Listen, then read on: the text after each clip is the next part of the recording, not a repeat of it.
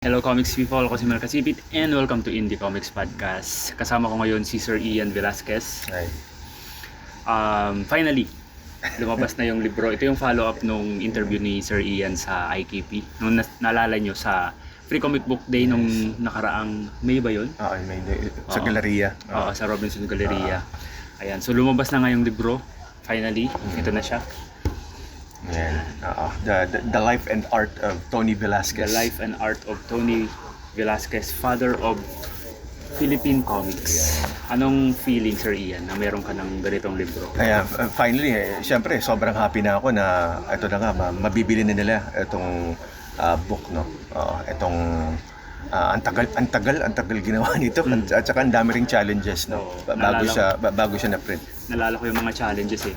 Without going into detail, ano yung mga challenges na nalagpasan ng libro na to? Yun, legal, ganun. Ayun, mga legal. Isa sa mga challenge, since hindi naman ako direct lineage ni Pop Tony, no? Ang grand uncle ko kasi siya. So humingi talaga ako ng permission from Tita Remy.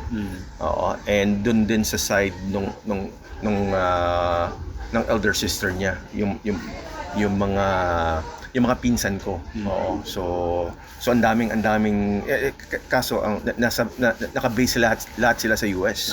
So hinintay ko talaga ng matagal yun, almost a year. Bago ko napapirma lahat ng mga heirs ni Tony Velasquez, no. Yun. Tapos maliban dun, alam ko may mga ano din eh, may mga iba ding regalo. Parang stricto yung SM legal sa ganyan. Yung sa copyright, and then yung lahat ng mga details pinag-usapan namin. Yung mga lahat yung sharing ganyan kasi ang NU Philippines kasi ang nag-fund nito. Although ako nag-publish. Although meron kaming deal in the future, no, after nito na i-mass produce siya, ang magiging publisher na si NU Philippines. Kasi magkakaroon din in the near future ng NU Press. So finally magkakaroon na ng NU Press. Nice. Parang yung ibang schools din. So finally magkakaroon na sila na magpa-publish ng much affordable version nito.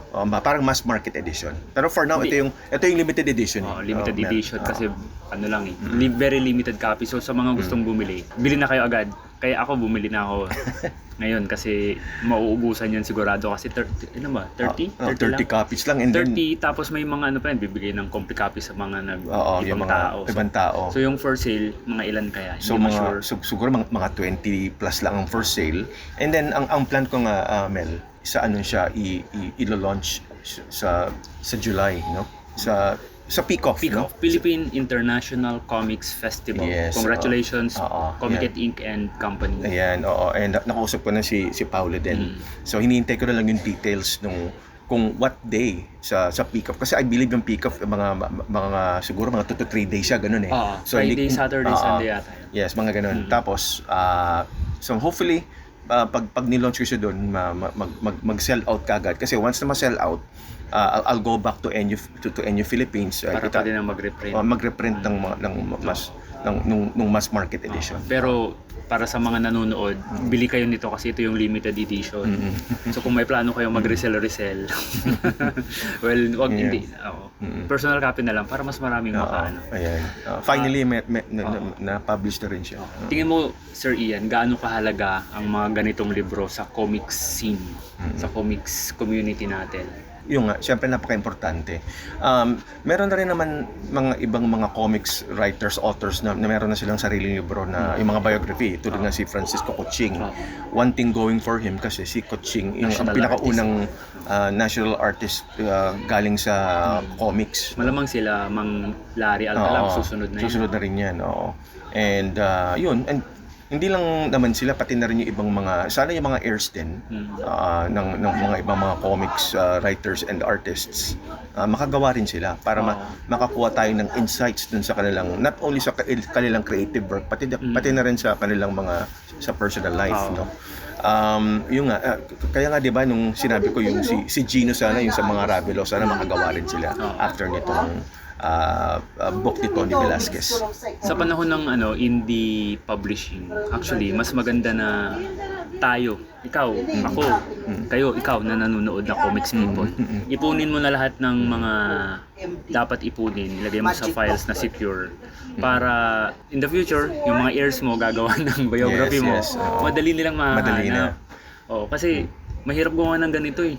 Malamang kahit na gaano ka in-depth yung research na ginawa mo, yung mga na-miss ka pa rin. Yes, oo. Tsaka definitely mag-add ako dito kapag may mga bago akong nakuhang siyempre, 'di ba, may sa research ko ganyan. Tsaka ito si Tony Velasquez, ito yung old comics industry. So hopefully magkaroon din yung mga bago, no. For example, 'di ba, yung si Jerry Alangilan, 'di ba, who passed away a few years ago.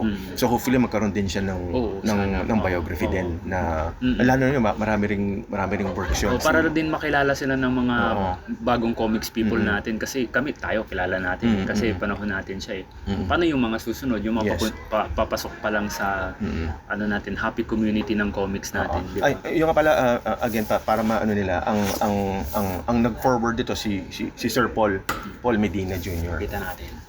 Meron siyang diyan. Sabihin nila nagsisinungaling siya. Meron tayong diyan. Meron siyang forward, siya yung nag-forward, no. Tapos ang nag-edit ito si Randy Valiente. Pero yung forward na yun, hindi lang 4 na words yan. Marami naman. Medyo nagsipag magsulat si Sir Paul. Kaya yan. So ito yung mga dadaling ko sa Peacock, no. Sa mga around 20 plus copies lang. Nandito pa. Uuwi ko lang kasi galing siya sa kaka-deliver lang sa akin ng mga copies. Ano yung pinaka hindi alam ng public na nasa libro na tingin mo yung pala may ganito pala si Tony Velasquez? May mga pictures dito na hindi pa nare-release publicly and which covers his personal life nga, pati yung mga children niya ganyan. Tapos nandito rin siyempre mga interviews ko dun sa mga sa mga relatives ko, no. Yung mga si Tita Linda, mga anecdotes nila, yung dad ko, yung si Tita Remy din, siyempre yung anak niya. So na-interview po namin si Tita Remy, panoorin niyo sa IKP. Yung previously, no, nung mga anniversaries dati. Ilang pages to, napansin ko siya, glossy. So maganda yung quality ng papel. So kung may mga kayo reservations dahil sa presyo, maganda yung papel at malaki siya. Ito ay A4 size. A4. Ito yung A5 size, yung usual na size ng size. Comics. Ito nga pala yung painting ni Kaka lang kahapon ito, launch lang. Congratulations. Itong anthology ng Crossroads. sa NU, Crossroads, the NU Manila National Arts and Languages Anthology. Painting ko yan. Ako editor-in-chief kasi dito, kaya yung tinanong mong printer sa akin, yun yung iba. Tapos may comic section din dito eh. Siyempre hindi mawawala yung comics. May comics kami dito. Napakaganda nung libro. Abangan nyo sa Philippine International Comics Festival. Ayala Malls 30th yata. Tama, di ba? Yes, Ayala 30th. Ayala Malls. Thank you. Di ba ito pa sa? Hindi pa. What's next sa biography? May mga dream project ka ba for that Velasquez comics characters? Yung nga ang dream ko matapos ko yung The New DI-13, yung meron pa akong chapter na hindi na nasimulan mo na. Meron na script, hindi ko lang maibigay sa artist. Meron ng script? Meron artist na lang pala. Artist na lang. Kaya. Yun yung dream ko. Tapos yung yun, invited ako sa buti na tanong mo. Invited ako next week. Attend ako ng isang dance production. Sasayaw ka, Sir Ian? Hindi. Plano kasi nilang gawing dance production si Kenkoy. So in-invite ako nung production na yun. Yung production, yung dance production, Alice Reyes, yung yung National Artist for Dance. Nice. So hopefully matuloy yun para magkaroon pwede makisit in dun. Nga. I-cover ko para picture for coverage na. Pag sasabihin. Plus one. Sasabihin ko pag Tapos ang isasama niya yung girlfriend. Ayun. So, pick off, tapos ilo-launch tong libro. Ready for sale. Meron ka bang pre-selling na gagawin o wala pang plano for now? Wala pa Basta for now. pick-off lang. Basta sa pick-off. Sa Oo. pick-off ko gagawin. Para, Maganda yung libro. Laging Tony Velasquez. Yan. Napakalaking influence sa Pinoy comics. Father of Pinoy comics, hindi yan binibigay sa kahit na sino. Yan. What about yung ibang mga characters ng Velasquez? Like, Ponyang Alubaybay, ganyan. You know, hopefully in the future magkaroon din ng mga reprints ng mga yun. Oo. Yun. Kahit na yung kung ano lang yung available. Oo, kaya nga Diba? eh. Pwede Oo, naman siguro. pwede. Oo. Kasi may mga stories naman na hindi naman siya tuloy-tuloy, di ba? Parang episodic. Episodic naman O, siya. so kung compile lang- Self-contained tapos Hindi kung self-contained naman, di compile nyo kung ano yung mga buong story. Tapos, yes, oo. Siyempre dapat sa magandang papel din para Oo nga. premium. Para premium. Huwag na yung mga So hopefully yung NU, ipipitch ko rin sa NU. So hopefully makita nila yung potential. Pag maganda yung sales nitong biography, and I mean, makikita naman nila yun sa sales report kung maganda. So ipipitch ko na rin sa kanila since magde-delve into publishing na rin ng NU. Magkakaroon na rin siya ng NU press. Ayun. Ayun. Something to look forward. Something to look forward. Tama. Yan. Ayun. Abangan nyo yung libro. Presyo. I-reveal mo na sabihin ba ko na ba? dito? Surprise na lang. Surprise na lang siguro. surprise na lang sa oh. pick-off. Ano lang sa pick-off. Basta hindi siya 1,000. Hindi siya 1,000 patas. Taas eh. Medyo ano siya, Pero, Pero sulit maganda naman yung siya. Sulit naman siya. Glossy siya. Sulit Saka naman marami. siya. Yung information na makukuha nyo dyan ay hindi nyo mabibili sa kahit saan. Pero yan, paano ka ma-follow? Yun, meron kaming Kengkoy FB page. Yun. Tapos, yun. Thank you so much for covering itong future launch nitong Ko-cover ko na. The Life and Art of Tony Velasquez. Yan. Thank you for the coverage. Father of Philippine Comics. Kinover ko. Yun, sige. Thank you so much. Thank you, comics people. See you next IKP. time. Thank Indie Comics Podcast.